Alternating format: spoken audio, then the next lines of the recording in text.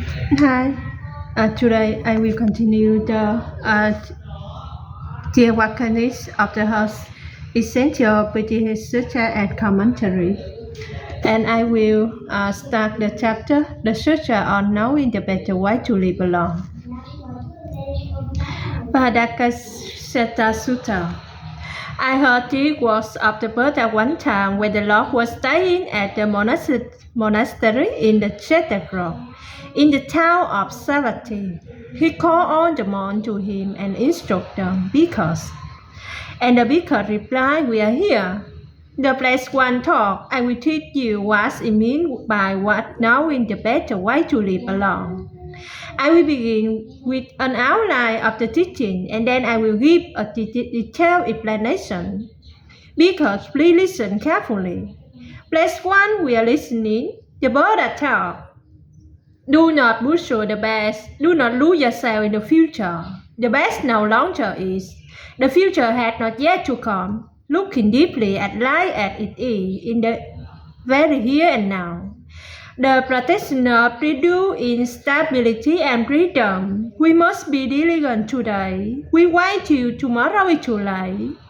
Death comes unexpectedly. How can we bargain with it? The so-called person who do in mindfulness night and day. The one who knows the better. The one who knows the better way to live alone. Because what do we mean by butcher the best? When someone considers the way her body was in the best, the way her feelings were in the best, the way her perception were in the best, the way her mental formation were in the best, the way her consciousness were in the best, when she considers these things and her mind is burdened by an attack to the things which belong to the best, then that person is butcher the best. Because what it means by not butchering the best, when someone considers the way her body were in the past, the way her feelings were in the past, the way her perception were in the past, the way her mental formation were in the past, the way her consciousness were in the past, when she considers these things, but her mind is neither is left by no attack to these things which belong to the past, then that person is not butchering the past. Because what it means by losing yourself in the future, when someone considers the way his body will be in the future, the way his feeling will be in the future, the way his perception will be in the future, the way his mental formation will be in the future, the way his consciousness will be in the future, when he considers these things and his mind is burdened by and daydreaming about the things which belong to the future, then that person is losing himself in the future. Because what it means by not losing yourself in the future, when someone considers the way his body will be in the future, the way his feelings will be in the future, the way his perception will be in the future, the way his mental formation will be in the future, the way his consciousness will be in the future, when he considers these things, but his mind not burdened by or daydreaming about the things which belong to the future, then he not losing himself in the future.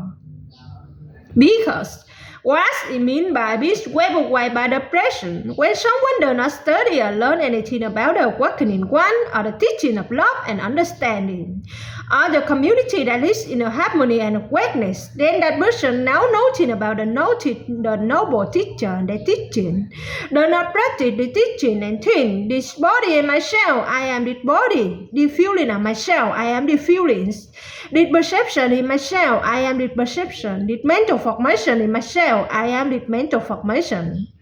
This consciousness in myself, I am this consciousness. Then that person is being swept away by the present. Because what it means by not being swept away by the present, when someone studies and learns about the awakened one, the teaching of love and understanding, and the community that lives in harmony and awareness, when that person knows about the noble teacher and their teachings, practice the teaching and do not think this body is myself, I am this body. These feelings are myself, I am the feeling. This perception is myself, I am this perception. This mental formation is myself, I am this mental formation. This consciousness is myself. I am this consciousness. Then that person is not being swept away by depression.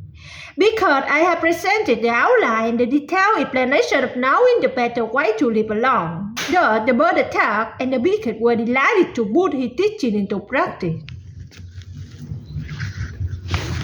Commentary: what does it mean to live alone?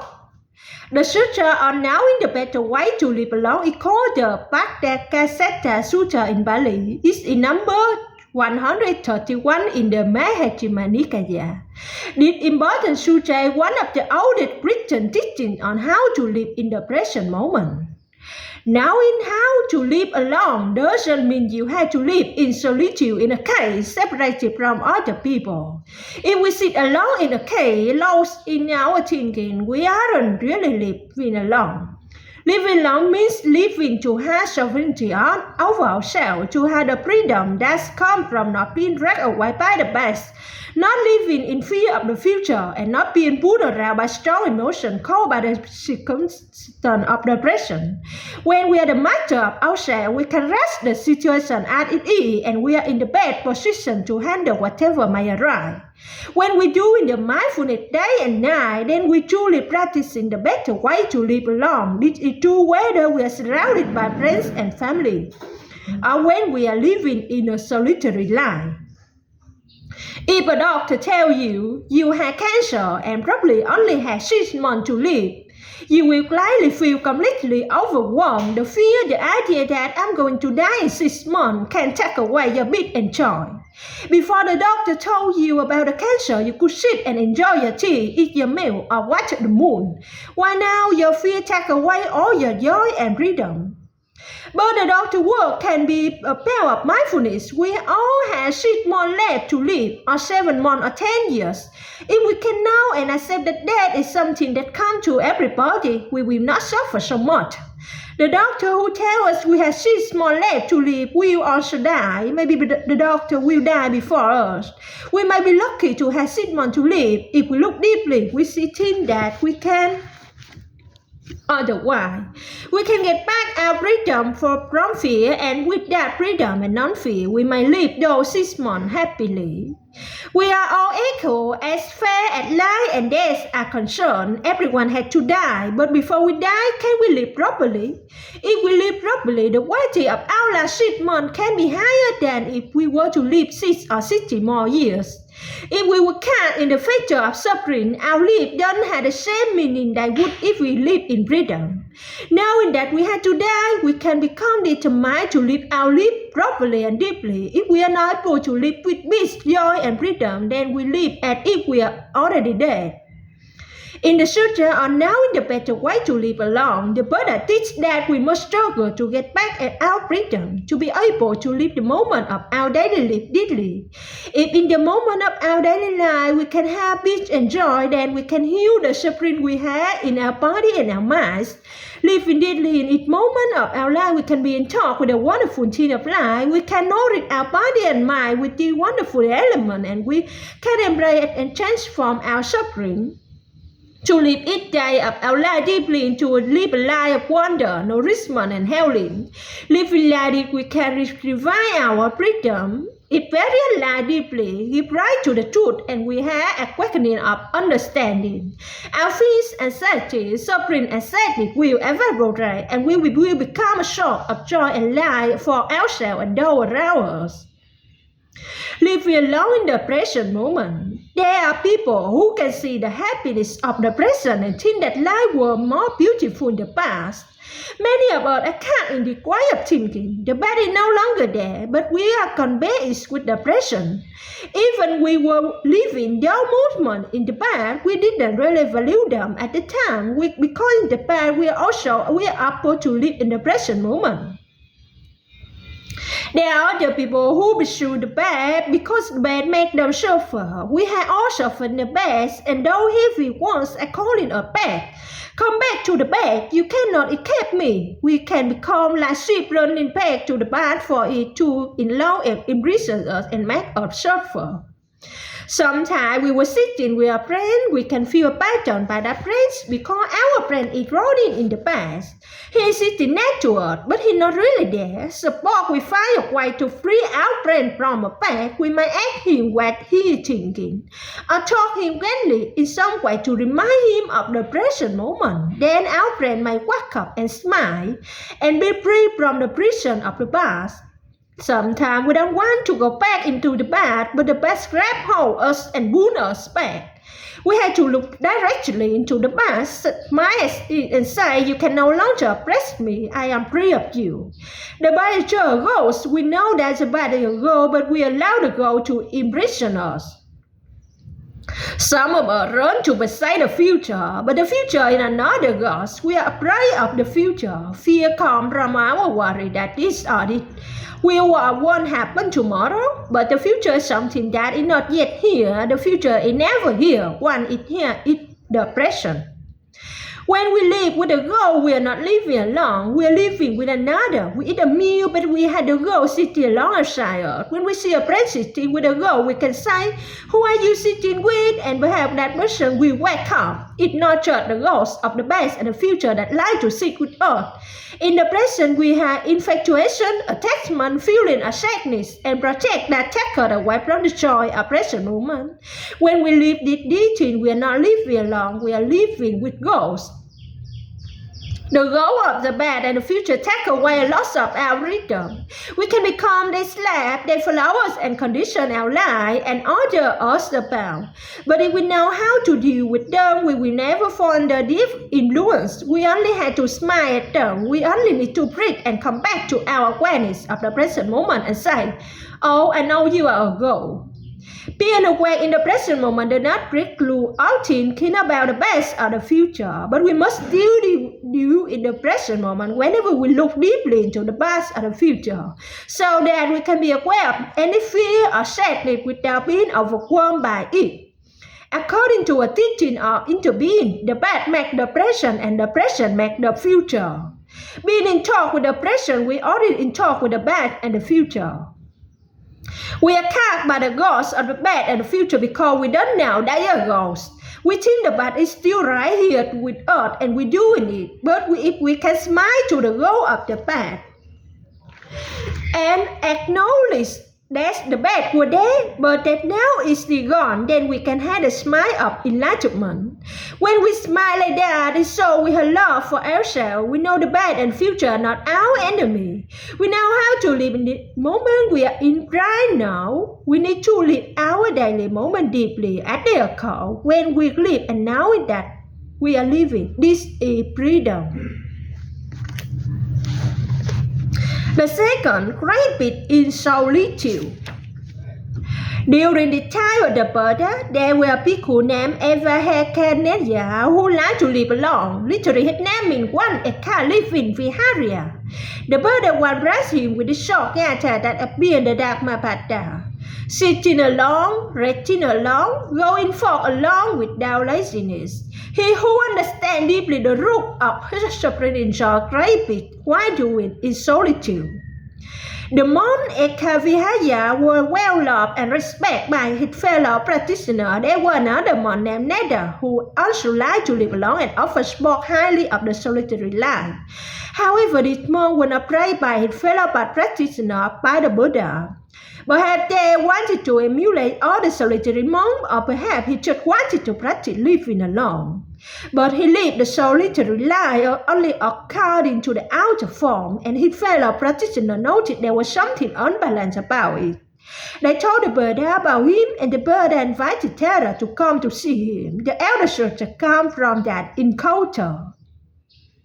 When Thera presented himself, the Buddha questioned him about his daily life and then offered to show him a much more enjoyable way to live alone, a way that was much more deep and wonderful.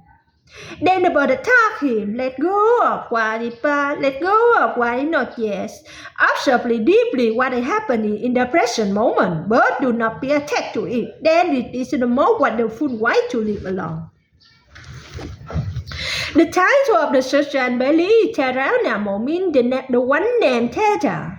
It is possible that after the bird attacked the content of the sutra, the other monk, out of respect for him, began to refer to him in the sutra the elder, rather by his prior name. At the bird attack, a person who knows the better way to live alone than necessarily live isolated from society.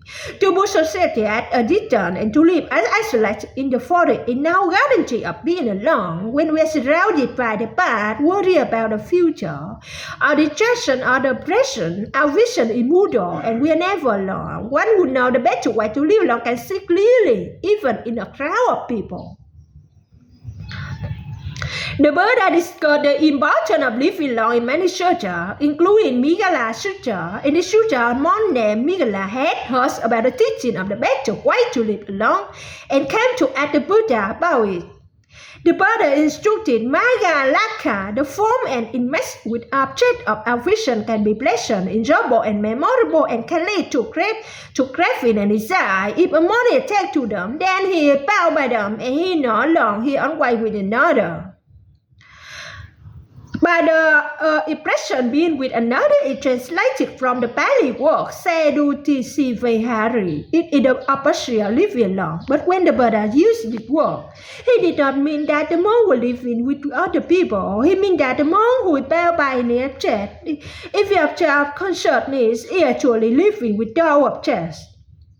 The Buddha added, indeed, Migalaka, if a monk is bound by any feature like this, even if he lives deep in the forest and in the desert, place without other, and without any other disturbance, he still lives with another. Why? Because he still had not rolled up the feature that pleased him. The feature are the one with whom he aligned. The Buddha told Migala that a person who knows the better way to live alone is someone who lives at ease and not bound by the internal formation with a base on the object of sense, form, sound, smell, touch, thoughts, and project of the mind. The Buddha concluded, Miyajala, if a monk lives like this, even if the center of village with monk, nuns, or lay practitioner, monk royalty, or hierarchy official, or with those who practice another way, he is still someone who knows the better way to live alone. He can be said to be living alone because he has practiced himself from all attachment. The Padakagata was composed by the Buddha to summarize what he taught Kesha and Migalaya. The Buddha read this scripture to the monk in the Jitavana monastery and later commented on it for them. The opening paragraph of the sutra depicts the occasion on which sutra knowing the better way to live alone were they delivered. The people who were able to hear the Buddha that day were limited to the monks who were present in the Dhamana monastery because the importance of the subject monks and not living elsewhere gradually came to know about the knowing the better way to live alone. Actually came to know Agada, the god of the forest, or hot spring Sutra tells us. At the time the Buddha was staying in Ragavina at the venerable monastery, the monk Samedi was residing in the nearby forest. One morning after bathing in the hot spring, Samedi was putting on his robe when a beautiful god appeared prostrating before him. And asked him if he had ever heard and practiced by the knowing the better way to live alone, saying, Venerable Samedi, you should ask the Buddha to teach us together so that we can put it into practice. I have heard that together contains the deepest meaning of the Buddha teaching, that is the basis for the enlightened life, and that it can lead to a quickening understanding and nirvana. After the God has spoken, the John his palm and walked clockwise 3 times around the moon to show his respect. The monk Samedi went to the Buddha after protesting to the awakening one. He told about his encounter with the god and asked the Buddha to teach him to the knowing the better way to live along together. The Buddha asked Samedi if he knew who the god was. When Samedi replied that he did not, the Buddha told him the god name and that he came from the 33rd heaven. Then Samedi and the monk who were present at the Buddha again to teach them the Gata. The Buddha recited it for them. Do not pursue the best, do not lose yourself in the future. The best no longer is, the future had not yet to come. Looking deeply at life as it is in the every here and now, the practitioner do. Instead stability and freedom. Joy must be diligent today. Joy until tomorrow is too late. That comes unexpectedly. How can we begin with it? The so-called person who do in mindfulness, who nowadays, the one who know the better way to live alone. After reciting the Gada, the Buddha left his seat and returned to his hut to meditate. The monk, including family, wished to hear an explanation of it. So they went to the elder Kakana, asking the reply of the Buddha regarding that Gada to him and asked if he would comment on it. The monk Kakana would know how to many excellent qualities. He was often praised by the Buddha for his intelligence. And the monk thought he would be up for penetrating explanation. At first, Kakana hesitated. He suggested the monk go directly to the Buddha so that the commentary were from the teacher himself, but in the end, because the bhikkhu insisted, he agreed to explain the Gada to them, the elder commentary and the essential content of the goal of the Forest Hot Spring Sutra.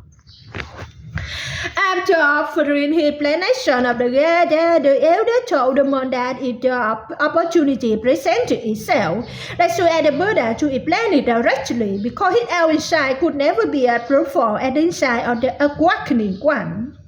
The bhikkhus, including Sabri, did another audience with the Buddha, and they told the Buddha the explanation of knowing the better way to live alone. Yet they had heard from Kakana. Then Buddha began by speaking in praise of the elder. Excellent! Among my listeners, there are those who gave the meaning of the dark man understanding is significant. If the teacher recites again and does not have a chance to comment on it, then it the disciple who must penetrate the meaning of the Gada and give a fuller explanation of the teaching. The elder Kakana, senior bhikkhu, the commentary he gave you saw the true meaning of the Gada and it according with the truth of the way things we are. You should use it and make a patch of your practice. The chance to play in Ratchagiha, the capacity of the Megaha, on the dry bank of the Gange. The cow that followed took place through the north and west in the tower of safety in the capacity of the kingdom of Kosla. On the left bank of the Gange, there the cow is given in the second Hemity Sutra. Their second hemity had been built by members of the second clan in the hill not far from Savatthi. The hermitage also had a name no problem at its base at the time the bhikkhu Lama Sakata was staying near the hermitage. One night shortly before daybreak, he stepped outside and spread out a cloak on one of the streams called under the tree. As soon as he began to sit on the court of the latter position, a very beautiful girl appeared prostrated before him, and asked if he would know the better way to live longer than if he has a commentary on it. The money turned at the god the same question, and the god replied that he had heard the Gada, but he had not yet had the chance to hear the commentary explaining the deep meaning of the Gada.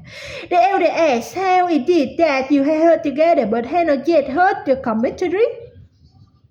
The girl explained at one time when the Buddha was reciting in Ragan that he had heard the Buddha recite the Gada, but the Buddha had now given no commentary. Then the god recited the Gada and advised the monk to go and ask the Buddha to explain it. The Gada is so detailed identical to the one in the God of the Forest Hot Spring Sutra. After that, the bhikkhu Lonsakaya went to the Buddha and they told him what had happened. At the time, the Buddha was staying in the Chavina monastery in Saravati. Having heard the account, the Buddha told Lonsakaya that the name of the girl who had appeared to him was Kadana Sandalwood, and thus he came from the 33rd heaven. Then the bhikkhu Lonsakaya requested the Buddha to explain the Gada. That day there were many bhikkhu present. The Buddha commented on the Gada from the extent of the Hakiman Hemiti Sutra. Another sutra related to the sutra, and now the better way to live along is the sutra spoken by Ananda. The Buddha delivered the call as Saravati one night. The venerable Ananda asked the monk to assemble in the main Dharma hall of the White Monastery, and he recited, explaining the knowing the better way to live along. Gotcha. Elderly in the next day, one of the bhikkhu went to see the Buddha and told him about Ananda Dharma talk. The Sutra did not say that the bhikkhu expressed any lack of confidence in the Venerable Ananda, but the Sutra does say that after the Buddha heard about the Dharma talk, he sent to the bhikkhu to invite Ananda to join them. When Ananda arrived in the Buddha room, the Buddha asked him, "It's true that you recite and gave a talk on the Gaya? And now the better way to live long at night?" Ananda replied that it was true, and the Buddha asked, "Can you recite for me and tell me your commentary on it?" After Ananda recited the Gaya and told the Buddha his explanation of it, the Buddha asked Ananda several more questions. The man bowed the Sutra spoken by Ananda by comprised of the answer given by Ananda to the Buddha question. When he heard Ananda's answer, he prided himself, "Excellent among my disciples, there are those who are insight to understand the essential significance of the teaching." The Buddha praised Ananda in the way that he had praised Kakana. On that way, there were many bhikkhu present moments, among them the bhikkhu who had told the Buddha about the Ananda Dharma talk. Perhaps the Buddha spoke the word to assure the monk that the Venerable and rest of the Dharma was firm at Kakana, and that the bhikkhu could make Ananda teaching a part of their practice.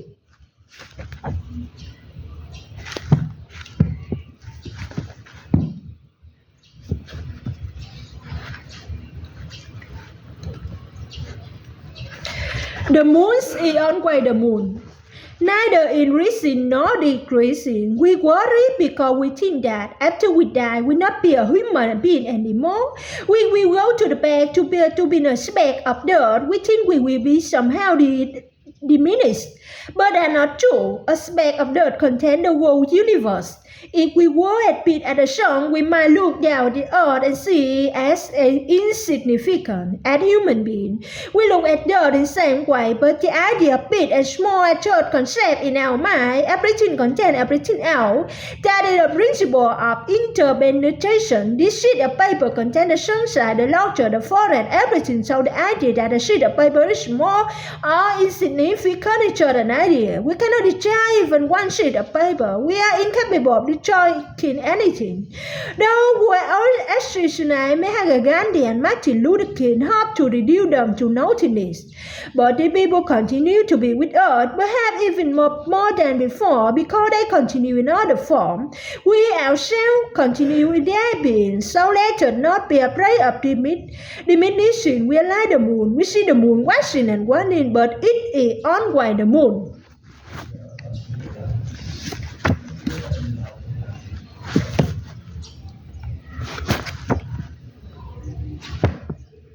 Subject 7. Looking deeply in order to shed light on the true nature of all the Dharma.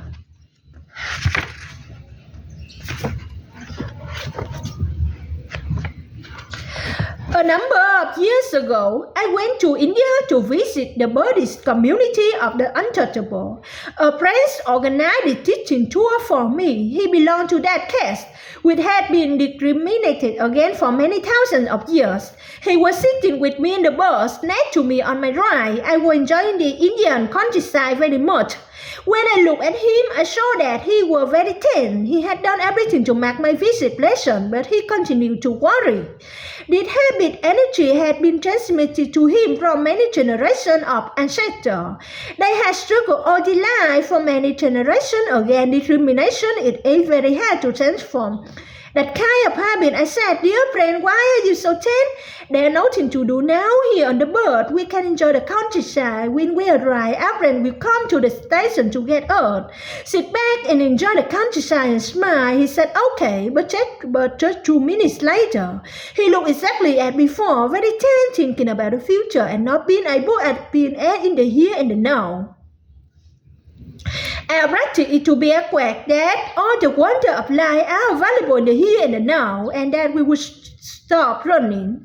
While practicing walking meditation, we should stop. While practicing sitting meditation, we should stop. While enjoying our breakfast, we should stop. There are some people who sit down to have a meal but continue to run inside.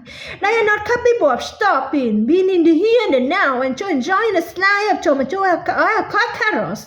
Let us support each other in order to really stop. The Buddha said, the bed is already gone, the future not yet here.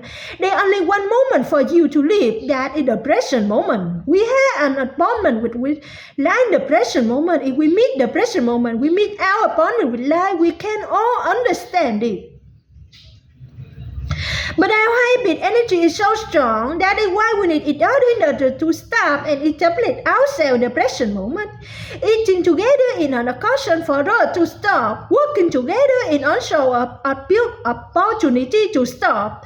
Sitting together, enjoying our breath and our breath is another opportunity to stop. Every time the runaway horse of habit energy saw its head pushing us on, we breathe in and out and say, my dear friend, I know you, the habit energy of running. We smile to it and it is not able to push us anymore. It will go away sometime later if it manifests itself again as a mental formation. We breathe in and out and say, my dear friend, I know you. We simply recognize a mental formation every time we practice like this. It loses some of its strength. We don't have to go to find. All we have to do is recognize and smile to do it. I have right, I am home in the here and the now. I am solid, I am free in the ultimate I do. I have right, I am home, out to home in the here and in the now. It is the island of self within. We can only take life in all it wonder in the here and in the now. It's like when we hear the bell, we practice listen. This wonderful sound bring me back to my true home. Later, you might want to use the second line of the gather. In the here and in the now. In the here is for your in-breath. In the now is for your out-breath. The here and the now is the area of your true home. In the here and in the now mean the same. As I have right, I am home, that just different work. It is up to you how to learn to enjoy it exercise.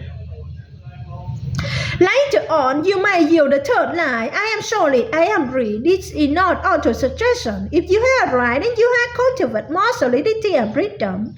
As you work mindfully, you talk your true home and you become more solid. Because you are not running anymore, you have reclaimed the freedom to be yourself. Before that, you were victim of the past and the future. Paul pulling you in a different direction. Now you are more yourself. You have reclaimed some of your liberty. I am solid, I am free. You are no longer a victim. In the teaching of the Buddha, solidity and freedom are the two characteristics of Nirvana. You begin to talk Nirvana when you cultivate mindfulness of working or breathing. At the same time, you cultivate the element of solidity and freedom. Happiness is possible on the realm of solidity and freedom. In the ultimate I do, we can understand the last line that we learn how to talk the ground of our being. There are two dimensions of reality, the historical dimension and the ultimate dimension. We live in history. In the dimension, there are birth and death, a beginning and end, being and non-being, high and low, associate and feel. We are used to daily in the dimension. We have not changed the change to talk the dimension deeply in order to do to the ultimate dimension. But the two dimensions belong to each other. You cannot take the historical dimension out of the ultimate dimension, or the ultimate dimension out of the historical dimension. It is like the way and the water. You cannot take the way out of the water, nor the water out of the way.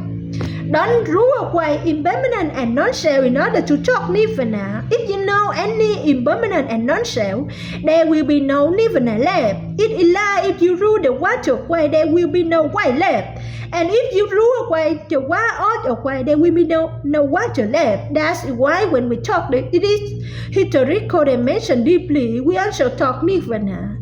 This is a very deep, but in this teaching, we find relief from our suffering by embracing our despair, fear, and sorrow. But the right to relief comes through touching Nirvana. This solidity and freedom introduce us to the work of the ultimate. The last line of the Buddha in the ultimate I do is best understood when we practice the last four exercise on mindful breathing concerning our perception. So let us help each other enjoy our sitting. Sitting is an enjoyment, not high labor for enlightenment. Mindful walking is an enjoyment, and eating breakfast is an enjoyment. If we enjoy the practice, then the practice becomes lesson, nourishing, and healing for us. Being an aslan unto myself, being an aslan unto myself, as an aslan unto myself, Buddha in mindfulness, shining near, shining far, Dharma in my breathing, guiding body and mind, I am free. Being an aslan unto myself, as an aslan unto myself, Saka in my Saka, walking in harmony, taking refuge in myself, coming back to myself, and I am free. This practice bring not harm. The Buddha said that there is an aslan in each of us, and when we go home to ourselves, we are on the same aslan. There we talk the energy of the Buddha. We said it's like to on any situations. It bring us to see near and far and to know what to do. We talk the living Dharma that aslan by practicing mindful breathing. Mindful breathing and mindfulness practice are the living Dharma. They generate energy and protect our body and mind. You can tell the energy of the Sangha within the cell in your 4-5 Sangha, body, feeling, perception, mental formation, and consciousness. Through mindful breathing, the elements come together to work in harmony. Unhappiness, sorrow, fear, and conflict are transformed into harmony. When we talk the energy of the Buddha, the Dharma, and the Sangha, we are safe and not overwhelmed by the negative energy of confusion, despair, and badness. Returning to our aslan and practicing mindful breathing helps tremendously. I always practice it yata at the most difficult time. If I was in an airplane and talk if it were going to crash, I would practice breathing in and out. It is the best thing to do. Please carry the practice. It has saved many lives. It is a Dharma treasure. You can memorize it yata and practice it while driving. Making breakfast or having lunch, doing into the aslan of self. You can chew it morsel of food with it yata in mind. You can read it. You can practice a driving, being at home and being in the poor land. You feel at talk, you're surrounded by the Sangha and absorbing it energy. You are also producing energy and offering it to the Sangha at the same time. I am a plow, I am a blues.